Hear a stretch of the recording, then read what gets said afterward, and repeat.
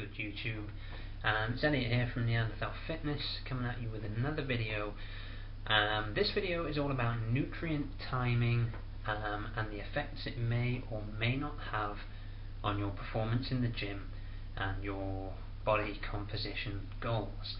So I'm going to jump right in and answer the age-old question of, is nutrient timing important? Should I follow the rules set out by the masses on nutrient timing to achieve my goals in the gym? The answer is no. Quite simply. Now, I am going to back that up with some further information for you. Both circumstantial, perhaps not the right word. What I mean is based on my experience, and also based on research, so scientific as well. So, based on science, what are the arguments for nutrient timing? The arguments are that studies have been done which show there are benefits to eating at certain times. The most popular one cited by bodybuilders and fitness enthusiasts is of course the anabolic window, or the sort of 45 minutes to 1 hour window, depending on who you ask, in which you have to take in all of your protein and some fast digesting carbs after you work out to get any benefit at all from working out. That, I think, I can, the research for it. Let's start with the research. So, the studies have been done, studies that show that eating protein or drinking protein and fast digesting carbs within an hour of working out improves protein synthesis by, I believe it was up to about 40-45%.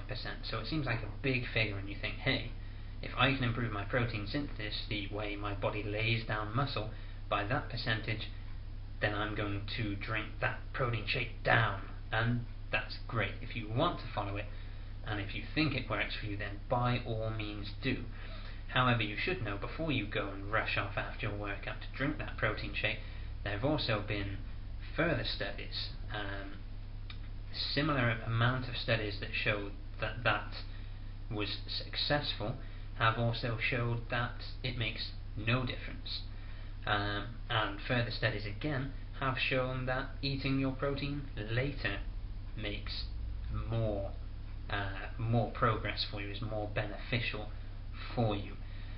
So what does that tell you? It tells you that everyone essentially is different, and that under the right laboratory conditions, scientists, especially when funded by a protein shake company, or indeed on the other side of it, who are saying it's better to eat it later, funded by perhaps a supermarket or someone who wants to sell you chicken breast that you can cook in your own leisure at home, can pretty much make anything sound convincing in a paper.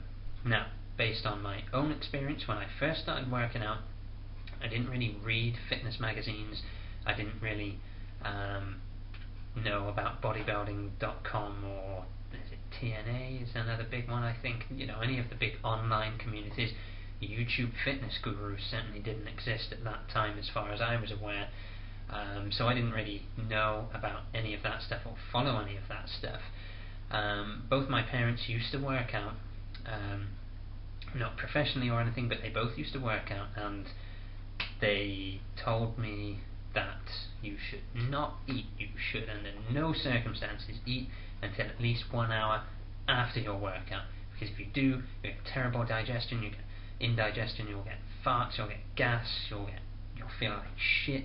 It's just your body, your blood supply is all out supplying your muscles, so it can't go to your stomach to digest. And I thought, maybe listening to that you think, oh, that does sound convincing, because it does sound convincing, just like the anabolic window sounds convincing, and everything else can be made to sound convincing. So for the longest time I would wait exactly 1 hour, because I'd be starving when I finished working out. So 1 hour would pass and I would go and slam down a weight gain shake, and that was just how I started training. Was I'd do my weights and then bam, stick down this weight gain shake, which consisted of probably a lot of sugar and chemicals and some protein that I bought from Holland & Barrett. And I will tell you factually that I made gains. I made big differences to my physique. I went from being just skin and bones to actually having noticeable pecs on my chest instead of just ribs. My arms got bigger, everything got bigger that I was working out. So that worked. That's not to say that taking a protein shake 10 minutes after you work out won't work. I'm just saying that it's not that important, so don't worry about it too much.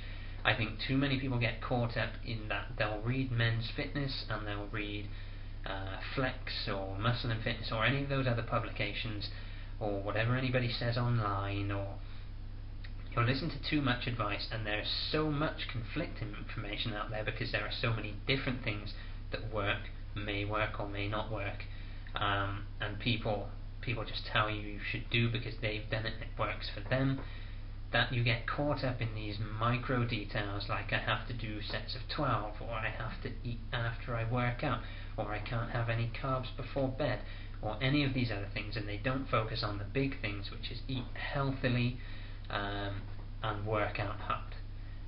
Everything else is an accessory to that. If you are a top level bodybuilder juicing on steroids and trying to get the next Mr. Olympia over someone else who's doing everything else perfectly, then yes, worry about nutrient timing.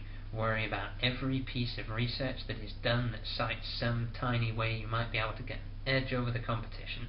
However, if you're just an average guy trying to just improve what nature gave you by getting bigger, getting leaner, getting more muscular, stronger, faster, more endurance, whatever it may be, focus on the big things. Eat healthily, eat a lot of vegetables, eat a lot of protein, go to the gym and work out hard and be specific in your training. If you want to be able to run 10k, train to run 10k.